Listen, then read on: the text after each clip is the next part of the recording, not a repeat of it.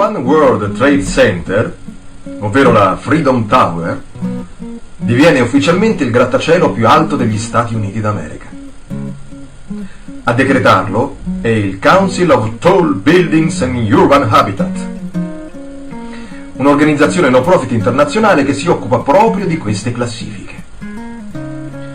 541 metri, compresa l'antenna.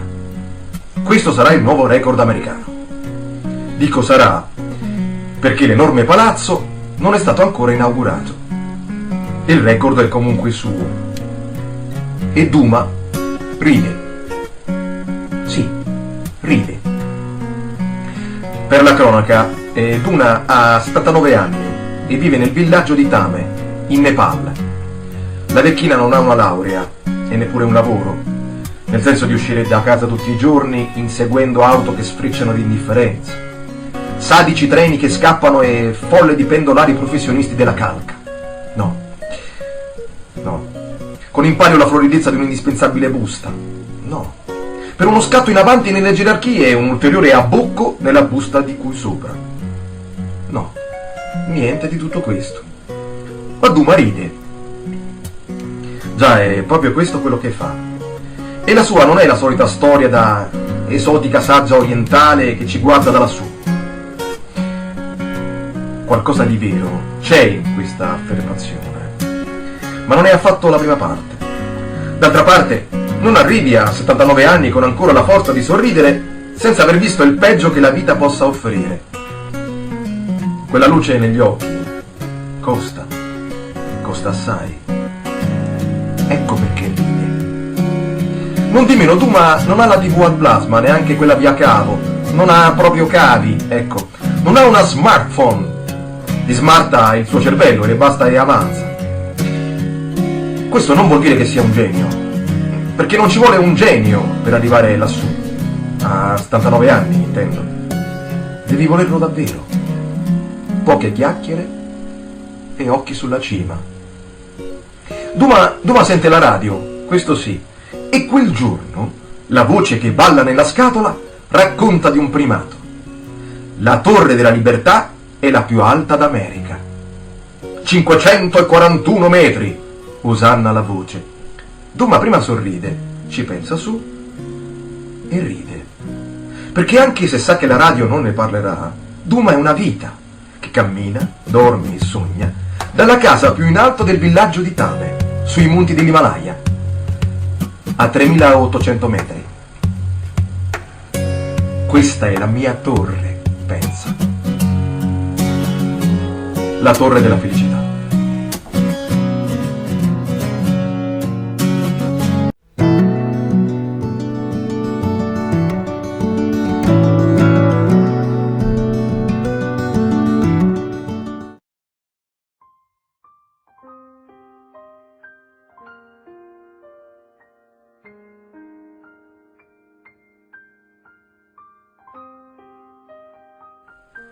Pare che in Belgio, ad Anderlecht, una signora di 69 anni abbia vissuto per un anno con il cadavere del marito nel letto e il cane, anch'esso defunto, accanto al tavolo dove di solito consumava i pasti. Una sorta di rinunciabile prolungamento della vita coniugale, in barba al tempo che passa. Leggo che la poveretta è stata condotta in un ospedale psichiatrico. Eppure, come molti sanno, tra le pieghe della follia si nascondono talvolta meravigliosi intenti, sentimenti assurdi ed inammissibili emozioni, degni solo di piccole storie, come il sogno della vedova.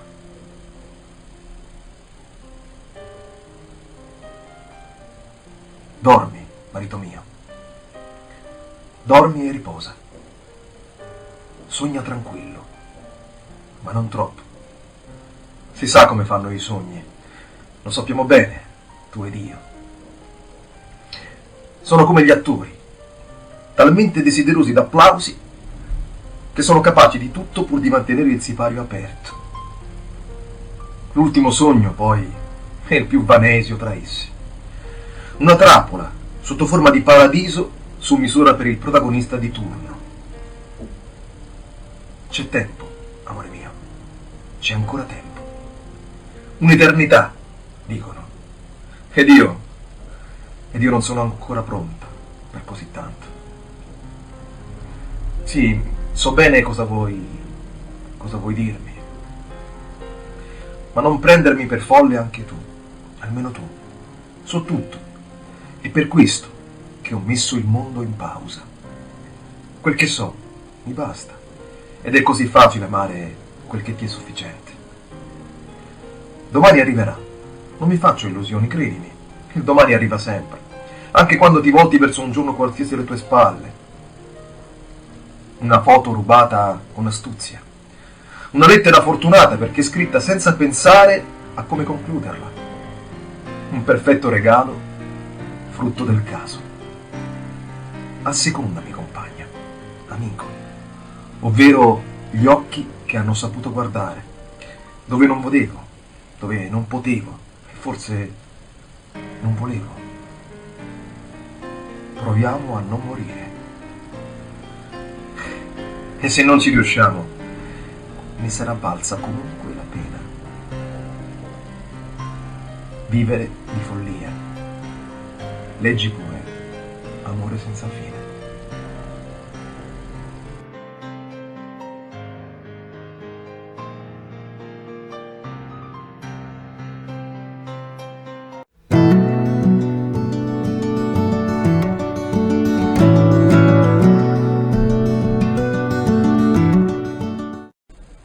È nato all'ospedale San Donato, ad Arezzo, ed è stato abbandonato dai genitori circa 2 mesi fa. Non ha le gambe, e ha un solo braccio. Ho qui un suo messaggio. Mi chiamo Francesco e sono nato senza genitori, ovvero questi ultimi sono privi di me. Diciamo le cose come stanno, serve sempre, credo.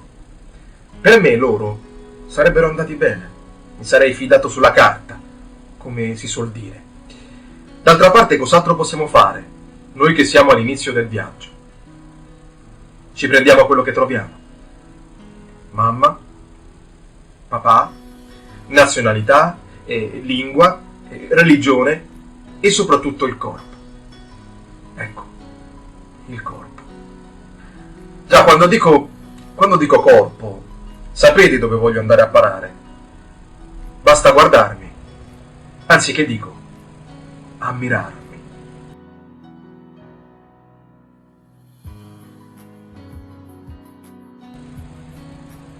Sì, lo so, non è merito mio, è la natura che decide, il caso, o le divinità che preferite. Quel che conta è che ciò che ho mi sia stato donato ad occhi chiusi, e sta a me fare di tutto per renderlo straordinario, o condannarlo alla banalità più assoluta, senza vie di mezzo, perché, credetemi sulla parola, che ne dicano i mediatori di questo mondo, la vita è un bivio, senza alternative. O si vive davvero, oppure ci si condanna ad una lenta e prematura morte. Il resto è solo confusione e fumo nella mente, nebbia nei sogni. Guardate gli animali, baciati dalla sorte nella loro semplicità. Avete mai osservato una formica sprecare un solo secondo della sua esistenza? Avete mai guardato un gabbiano volare senza un valido motivo? Avete mai incontrato un cane che non fosse felice di liberarsi del guinzaglio? Io non sono un animale, sono uno di voi. E sono deciso a rendere quel che ho unico.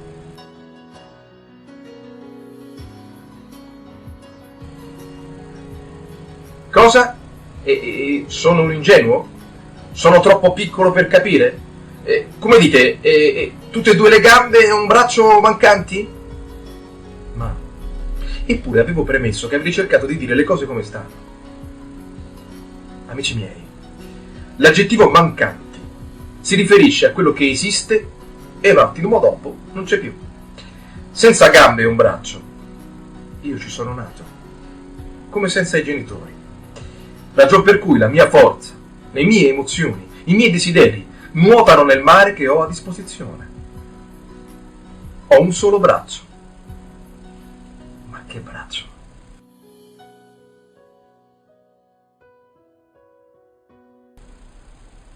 Non sapete quante meraviglie si possono fare con un braccio.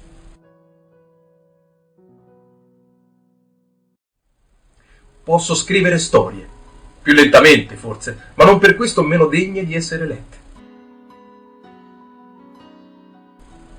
Con un braccio posso accarezzarvi quando siete tristi e attraverso quel contatto contagiarvi con la mia gioia di vivere.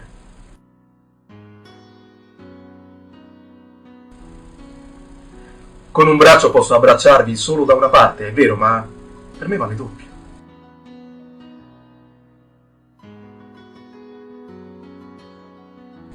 Per salutarvi basta solo una mano di quel medesimo braccio e altrettanto per spedirvi un bacio. Ma posso stringervi la vostra di mano, se ho usato troppo. Con un braccio posso dipingere, scolpire e ballare. Certo, ballare.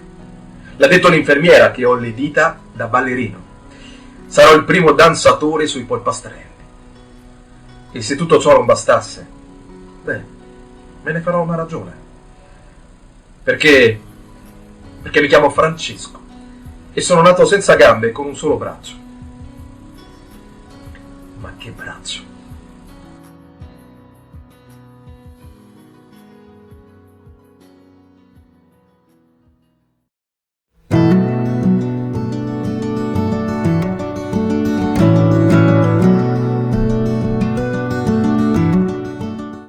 Siamo negli Stati Uniti d'America.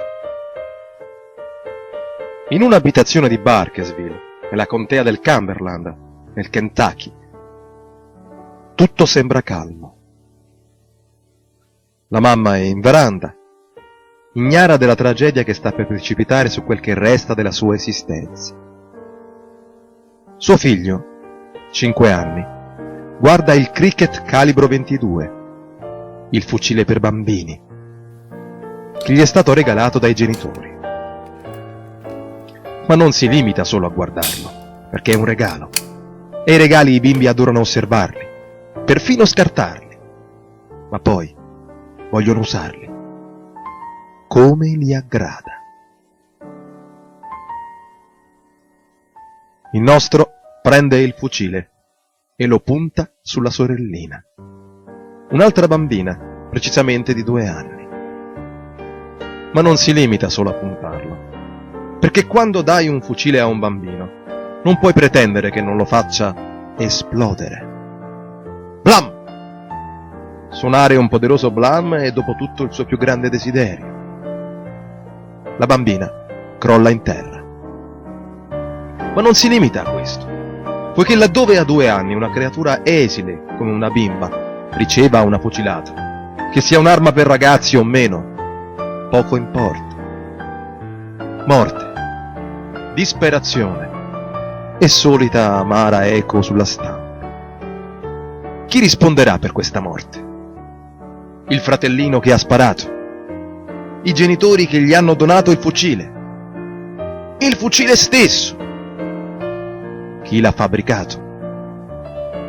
Domande scomode, intessute da una frase che campeggia sul sito dell'azienda produttrice dell'arma, sotto marca della casa madre, la Keystone Sporting Arms. Cricket, my first rifle. Il mio primo fucile.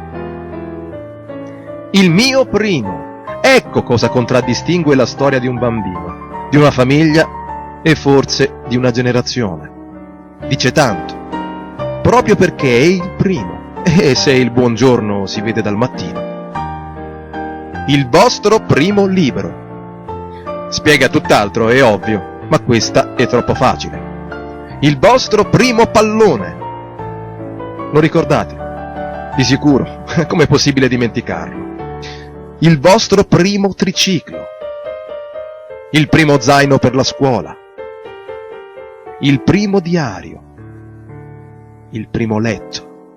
Già, il primo lettino, quello da grande, dopo la culla, come fa a non restare in mente per l'eternità? Il primo costume di carnevale, il primo uovo di Pasqua, il primo fumetto letto per intero, il primo paio di scarpini da calcio o di pattini a rotelle, il primo videogioco, il primo e ancora il primo in un'infinita serie di esordi che segnano il cammino che verrà di tutti noi. Il mio primo omicidio. Sì, perché questo è il nome del secondo debutto per l'altra vittima di quella casa. Il mio primo fucile e il mio primo assassinio in un solo regalo. Il mio primo. Forse si dovrebbe valutare con maggior cura gli inizi. Tutti gli inizi di una storia a cui si dovrebbe tenere più di ogni altra. La storia del mio primo bambino.